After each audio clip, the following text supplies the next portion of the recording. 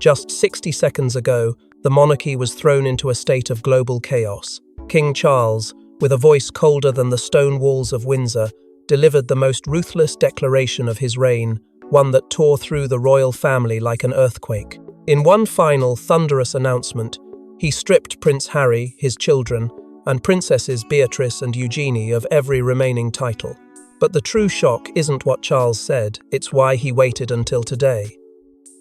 Before we go deeper into what this really means for the royal family, make sure to subscribe so you don't miss a single update. The message landed like a blow no one saw coming. Yet the moment Charles spoke, there was something unmistakably raw in his expression, a tension woven beneath the official tone, revealing hints of a deeper betrayal that had clearly been festering for far longer than anyone imagined. His advisors, seasoned, unshakable, and accustomed to navigating royal storms, stood frozen, blindsided by a choice made entirely without their guidance. A decision forged in a silence so deliberate, it spoke volumes about what must have been brewing behind closed doors. And while the nation struggled to comprehend the magnitude of what had just happened, outrage erupted across every corner of the online world, rapidly spiraling into a frenzy of disbelief, anger, and frantic speculation. Commentators scrambled to interpret the king's motivations, yet the speed of the reaction only fueled suspicions that this was not a simple disciplinary measure, but the opening strike of something far larger, something darker, something Charles had been preparing for in absolute secrecy. Early whispers circulated among palace insiders, suggesting that the king had received new information, urgent, unnerving, and impossible to ignore information so sensitive that he couldn't afford the luxury of consensus or caution. These whispers hinted at a turning point, a moment when Charles realized the threat wasn't coming from his critics outside the palace walls, but from the very branches of the family tree that had once been considered harmless. And while the world tried to piece together what could possibly have driven a monarch to take such a drastic and irreversible step, a different kind of turmoil began building inside the palace itself. The kind born not from public pressure but from internal fractures, concealed alliances, and unspoken grievances that now threatened to surge to the surface with startling force. Each second after the announcement stretched heavier than the last, thick with a sense that this was not the full story but merely the spark that would ignite everything Charles had been holding back. And as the world reels from this unprecedented blow, cracks begin to appear inside Buckingham Palace, revealing the darker truth behind Charles's sudden strike. Before anyone can process the king's decision, an explosive rumor emerges. Charles had been handed a partes, confidential report just hours earlier, one so alarming that it demanded immediate action.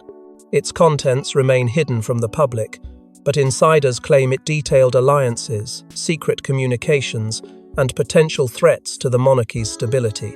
If true, this report didn't merely push Charles toward his announcement, it cornered him. And as that realization spreads, the entire atmosphere around Buckingham Palace shifts into something colder, heavier, and far more dangerous. Insiders insist the report arrived at dawn, delivered by MI5 officers who refused to leave the document in anyone's possession, except the king himself. A gesture that alone reveals the gravity of what it contained. Those present say Charles's face changed the moment he read the first page, his expression hardening as though the words carved themselves directly into him. It allegedly exposed a network of undisclosed communications tied to Harry messages that raised questions no monarch could ignore yet. What shocked Charles most was seeing Beatrice and Eugenie linked in unexpected ways, woven into patterns that suggested internal vulnerabilities far deeper than he ever imagined. Before the palace could even absorb the implications, royal aides were abruptly ordered to stand down, told to clear hallways and keep themselves unavailable, a move that only intensified the sense of a rapidly escalating crisis. Staff members whispered about the king pacing alone, refusing counsel, choosing instead to confront the contents of the report in total silence. With every minute that passed, the corridors grew more electric, with murmurs of betrayal, warnings of disloyal alliances, and the possibility that the monarchy's fractures were no longer emotional, they were operational. Those who caught even a glimpse of Charles afterward said he carried the heavy stillness of a man who had discovered not disappointment but danger, the sort of danger that forces action rather than invites discussion. And, soon enough, the tension thickened as more staff hinted that the report didn't just flag vague concerns. It named individuals, identified risks, and suggested that inaction would only deepen the threat to the crown. That revelation spread through the palace like a quiet fire, igniting fear in some, resolve in others, but leaving everyone with the unsettling awareness that the king's announcement was only the visible part of a much larger storm. And as the truth behind the report presses in from every direction, one question grows impossible to ignore. What wound could cut Charles deeply enough to push him into such a ruthless decision? But to understand why this secret report hit Charles so deeply, we must step into the tangled emotional battlefield that has been slowly burning beneath the royal surface. For years, Charles tried to maintain composure while his family fractured in front of the world.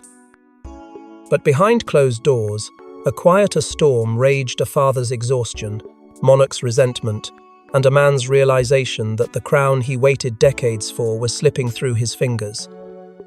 This announcement wasn't born overnight. It was the product of wounds that never healed, and as the weight of the confidential report settled on him, all the buried emotions he had fought to suppress surged upward with a force he could no longer contain. His frustrations with Harry had been simmering for years, each interview, memoir excerpt, and pointed critique cutting deeper than the public ever realized. What looked like distant irritation from the outside was, internally, a cycle of humiliation that replayed itself every time Charles watched the monarchy become a target instead of a symbol. He carried the sting of a father publicly questioned by his own son, yet he was expected to remain composed for the sake of tradition, duty, and image. But the humiliation didn't end with Harry. Media controversies surrounding the family chipped away at Charles's patience, forming cracks that widened each time a scandal resurfaced, or a headline cast doubt on his leadership. Advisors warned him repeatedly that the monarchy was vulnerable, urging him to act decisively to protect the institution at all costs. A phrase Charles began to hear so often, it embedded itself in his mind like a command he could no longer ignore. Soon, he started to believe he'd been too lenient, too hopeful that time and distance would heal what had been broken. Instead, that leniency made him appear weak both to the public and to those within the palace who watched the family's fractures deepen. When Beatrice and Eugenie were later acknowledged in the report, linked to sensitive matters they never imagined would entangle them, Charles felt the walls closing in even further. Their innocence in the situation didn't ease his fear. If anything, it intensified it. Their proximity to private palace affairs revealed how deep the vulnerabilities ran, how easily loyalty could be questioned, and how swiftly internal instability could spread. With every revelation, Charles felt a growing terror that the crown, the very legacy he had committed his life to defending, was losing its grip on the people closest to it. And so, the breaking point arrived not with a dramatic confrontation, but through a slow, relentless accumulation of pain, fear, and the suffocating belief that he alone bore the responsibility of holding the monarchy together. But emotional pressure alone wasn't enough, because just as Charles reached his breaking point, a powerful faction inside the palace began pushing for a drastic cleansing. Whispers rise of a secretive group within the royal household, a silent council shaping decisions from the shadows. They are the unseen strategists, the power brokers who guide the monarch's hand. And some say they have long viewed Harry, Beatrice, and Eugenie as threats to future stability. When Charles received the report, this council saw their moment. And they acted fast. Their presence had always been felt but rarely acknowledged. A collection of senior courtiers with decades of influence, people who understood the monarchy not as a family but as an institution to be defended at any cost. These were individuals who remembered every crisis, every scandal, every moment when the crown's strength had wavered, and they were determined never to let vulnerability take root again. For years, they had argued privately that the monarchy needed to be streamlined, sharpened, rebuilt into a version that could survive a modern world where loyalty was fragile and public sentiment shifted like sand. And now, with the confidential report in their hands, they believed they had finally been proven right. To them, Harry's independence wasn't simply a personal choice.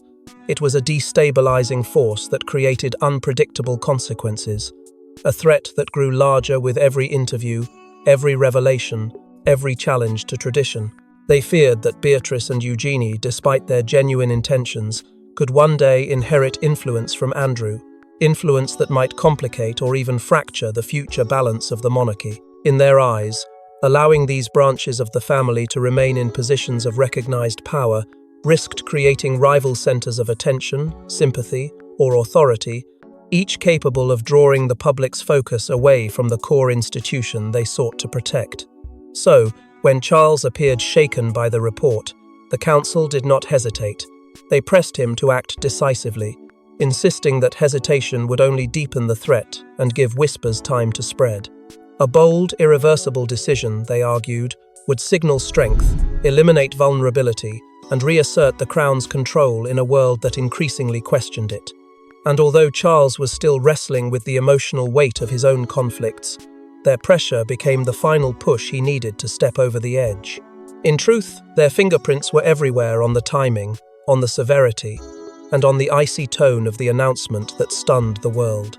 They had taken the hidden tensions within the palace and transformed them into a sharp, unmistakable blow, one that shifted the monarchy onto a path from which there was no turning back. Yet even as they consolidated their influence inside the palace walls, they failed to predict how quickly forces beyond those walls would seize the narrative, twist it, and begin shaping a story none of them could control. But while the council pushed from one side, forces outside the palace began shaping an entirely different narrative, one that threatened to undermine everything.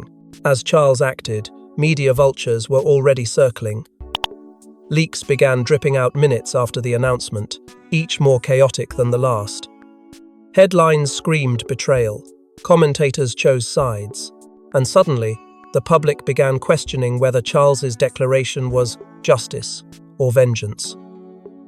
But little did they know, the media frenzy wasn't random, it was engineered. Within moments, reporters began receiving anonymous messages hinting at inside sources, each claiming access to different parts of the truth, creating a battlefield of conflicting narratives that only fueled the fire. Some leaks painted Charles as a resolute king reclaiming control, while others suggested he had been manipulated into a decision shaped by fear rather than authority. And as these stories collided online, social media exploded into a storm of argument and outrage. Loyalists defended the king with unwavering passion, insisting he had acted to protect the monarchy from internal destabilization, while critics accused him of vindictiveness, calling the decision a personal attack disguised as royal protocol. Every second brought a new wave of reactions, each more volatile than the last, and woven through the chaos were posts that didn't appear coincidental at all, posts that echoed similar phrases, similar claims, as if a hidden hand were nudging the public toward a very specific conclusion. Commentators soon noticed coordinated patterns, identical talking points repeated across dozens of accounts within minutes, suggesting an orchestrated PR strategy designed to steer the narrative before the truth could settle. Meanwhile, Harry's supporters came out swinging, refusing to let the announcement stand unchallenged. Their voices grew louder, more determined, insisting that the monarchy had crossed a line that could never be uncrossed. They painted the king's decision as punitive, emotional, even retaliatory, cementing a divide that deepened with every passing hour. Under this growing pressure, the palace found itself cornered, forced to issue brief, sterile statements that only raised more questions instead of calming the public. Each attempt to clarify sparked more speculation, more accusations, more scrutiny of what had truly happened behind those palace walls. And through it all, the storm intensified, turning a royal declaration into a global spectacle that Charles could no longer control. Every leak, every headline, every argument twisted the story further, reshaping the world's understanding of his decision and pushing the monarchy into a defensive position it could not escape. The chaos wasn't stopping, it was evolving.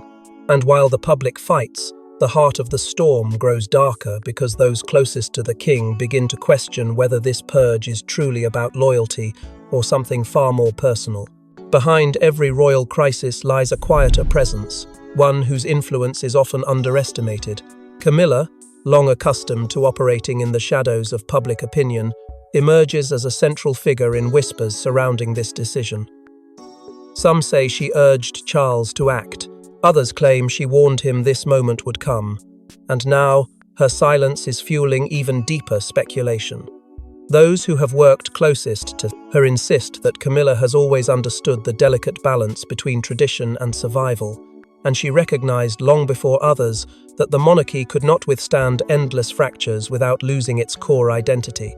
Her relationship with Harry had been strained for years, weighed down by unspoken grievances and lingering resentments that only widened as he stepped further away from royal life. To her, his independence wasn't simply a choice, it was a threat that left the crown exposed to unpredictable storms.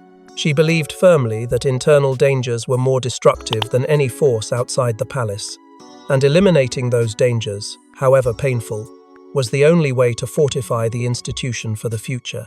In the days leading up to the announcement, Camila was seen privately meeting with key advisors, conversations spoken in low tones behind heavy doors, their content unknown but their timing impossible to ignore. Some staff claim she feared that Beatrice and Eugenie, with their growing public favour and their father's looming shadow, could subtly shift sentiment away from the king, creating a gentle but noticeable divide in public loyalty. Camilla's instincts have always been sharp, and if she sensed even a hint of shifting alliances within the royal landscape, she would have taken it seriously. Her ultimate goal, however, was not personal power, but the reinforcement of Charles's legacy, ensuring his reign would be remembered not for chaos, but for decisive strength. That conviction made her role in the decision feel almost inevitable. Yet what unsettled staff the most was her reaction afterward. While the palace erupted into crisis mode, Camila remained unusually calm, almost serene, as if she had prepared herself for the fallout long before it began. That composure fed new theories, suggesting she had anticipated every consequence, every backlash, every wave of public reaction. Her silence became its own form of influence, a reminder that she understood the difference between speaking strategically and remaining quiet to let others reveal themselves. And as Charles struggled beneath the weight of the announcement, Camila watched from the edges, not detached but calculating, aware that the next moves would determine whether the monarchy stabilized or shattered under pressure. Her presence became a quiet force shaping the palace's emotional temperature, guiding Charles without ever stepping directly into the storm. Yet even with her steady influence, the next challenge would come not from whispers or leaks, but from someone far closer to the king's heart. But while Camila watched from the shadows, another voice, one Charles once trusted, was preparing a counterstrike. The moment William heard the announcement, he stormed into the palace with a fury that shocked even veteran aides. Not because he opposed Charles, but because he believed his father acted too late. William had warnings of his own, warnings he shared, and warnings he felt Charles ignored. And now, with everything collapsing, William steps forward to reclaim control. His arrival carried the force of someone who had been silently preparing for this very moment. Someone who had watched the internal fractures grow deeper, sharper, and more dangerous with every passing year. To him, the crisis unfolding wasn't sudden. It was the inevitable result of hesitation. A hesitation he had pleaded with Charles to overcome long before the situation spiraled into a public catastrophe. That tension, buried beneath formal smiles and restrained conversations, erupted the second the doors closed behind them. What unfolded between father and son wasn't a calm discussion, but a collision of two visions for the monarchy. Charles determined to protect the crown through swift, punishing authority, and William insisting that the monarchy should have intervened long before this breaking point. Their voices, usually measured, steady, and deliberate, rose in ways that startled even the closest staff, revealing the depth of frustration that had been building beneath the surface. William, driven by a sense of duty sharpened by years of watching the institution falter, accused his father of ignoring deeper vulnerabilities, breaches far more serious than anything in the report. He warned that the consequences would not end with public outrage, but would escalate into a backlash the monarchy might struggle to contain. And despite the fire in his tone, there was fear beneath it. Fear that the decision had come too late to prevent the damage. His own advisors, sensing the shifting tides, urged him to prepare for the throne in ways that felt less theoretical and more immediate, as though the crisis had accelerated the timeline in ways none of them expected. William didn't want to appear as though he were stepping into Charles's place, but the reality was undeniable. The weight of the monarchy was already pressing forward, leaning into him, demanding that he stabilize what was crumbling. His involvement didn't simply add another voice, it altered the entire balance of power within the palace. Suddenly, Charles wasn't the sole figure carrying the burden of leadership. William's presence introduced a new force, a sharper edge, a determination fueled not by emotion alone, but by a strategic understanding of what the monarchy needed to survive the coming storm. And yet, even as he fought to steady the institution from within, he knew that the next threat would not come from palace corridors or hidden reports, but from a response brewing far beyond Britain's borders, one powerful enough to shake the narrative all over again. But while William tries to stabilize the monarchy's future, a far more explosive reaction brews across the ocean. Harry's response arrives like lightning, unexpected, emotional, and fiercely unapologetic. For years, he remained restrained, choosing distance over confrontation. But, stripping his children's titles crossed a line he never thought his father would dare approach. And at that moment, Harry made a decision that will change the monarchy forever. What began as shock quickly hardened into something far more powerful. A determination sharpened by years of feeling misunderstood, dismissed, and pushed aside. Insiders close to him describe a fury unlike anything they've seen before. A silent storm that built behind closed doors as he processed the reality of what Charles had done. It wasn't simply a royal decision, it was, in Harry's eyes, an assault on his family's dignity, a devastating reminder that no matter how far he ran, the consequences of palace politics always reached him. That realization pushed him past restraint and into a space where confrontation became unavoidable. Within hours, whispers emerged that he was preparing a public statement, one that global networks were already scrambling to secure because everyone knew that whatever Harry said next would ricochet across the world. And what made his reaction even more unsettling for the palace was the revelation that Harry had been holding on to information Charles never suspected he possessed. Details gathered over the years, conversations overheard, documents he had quietly safeguarded, pieces of a truth that, if released, could alter public perception of the monarchy in ways that would be nearly impossible to recover from. His team, aware of the magnitude of what was coming, began coordinating with media contacts, ensuring that when Harry spoke, his voice would be amplified across continents. Meanwhile, his supporters rallied behind him with unprecedented force. Influencers, activists, celebrities, and ordinary citizens flooded social platforms with messages of solidarity, framing Charles's decision as a cruel and unjust punishment inflicted on a family that had already endured enough. This surge of support emboldened Harry further, giving him momentum and assurance that the world was prepared to hear his side, and perhaps even stand with him against the institution that had defined his entire life. But beneath the public noise, something far more dangerous was taking shape. Harry's next move wasn't just about defending his children or reclaiming his identity. It was poised to tear open secrets the palace had buried for decades, secrets that could reshape the monarchy's reputation in ways no advisor could control. His decision to step forward wasn't impulsive, it was deliberate, calculated, and rooted in a belief that silence had protected the wrong people for far too long. He knew the risks, he understood the consequences, and still he chose to move forward, driven by a conviction that some truths were worth the fallout. And as he prepared to unleash what he had held onto for years, a quiet tension gripped every corner of Buckingham Palace. A tension born from the realization that the storm they feared most was no longer hypothetical. And just as Harry prepares to strike back, the two remaining victims of Charles's purge quietly step forward with revelations of their own. While the world focuses on Harry, two sisters stand together in a storm they never imagined would consume them. Beatrice and Eugenie long overshadowed, often underestimated, find themselves stripped of titles in a decision they had no role in. But instead of retreating, they rise, and what they reveal next threatens to set the entire monarchy ablaze. Their silence in the immediate aftermath fooled many into thinking they were too stunned, too shaken to respond. But behind that quiet exterior was a whirlwind of emotion neither could contain. Years of loyalty, dedication, and a willingness to serve the crown without seeking the spotlight had been repaid with a punishment that felt both cruel and strategically calculated.